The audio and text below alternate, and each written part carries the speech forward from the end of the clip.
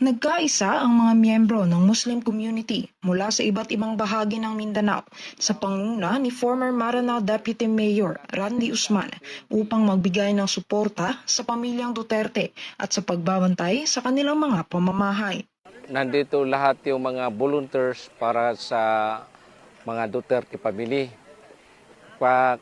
Ang ibig sabihin nito, full support ang mga Moro dito sa mga Duterte dahil nakita namin na mayroon mga oras na sabi nila na anytime papasokin nila yung mga bahay ng mga Duterte.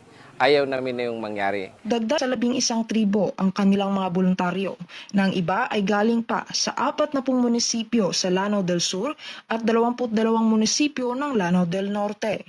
Pagdidiin nito na wala silang sweldong natatanggap at ang suportang kanilang ipinapakita ay bilang pasasalamat nila sa magandang pamamahala ni dating Pangulong Duterte sa Davao City at sa Pilipinas. Paliwanag rin ito na nais rin nilang ipaabot sa pamilyang Duterte ang kanilang pagsuporta sa kalagitnaan ng political oppression na kinakaharap ng pamilya. Tatay Digong na ang imong mga parente nga mga Moro nga wala sila muundang o pag-atiman sa kining mga residents nimo diri sa Davao City. Ayaw ka kabalaka kay naami diri. Ayaw na nimo naon kay kami ang bahala na diri sa imong dakbayan sa Davao nga kami ang mag-protect sa ilang mga panimalay sa inyong mga anak nga na diri sa Davao nga naay mga remorse nga sudlo nila ay mong balay. Hininok naman ni Usman si Pangulong Bongbong Marcos at ang Korte Suprema na agarang ibalik si dating Pangulong Rodrigo Roa Duterte sa Pilipinas at maging patas sa pagpapatupad ng batas. Moto nga ang among hangyo sa presidente nga Bongbong na dapat ibalik nila ang among tatay Digong. Mora mo ang hangyo sa iha.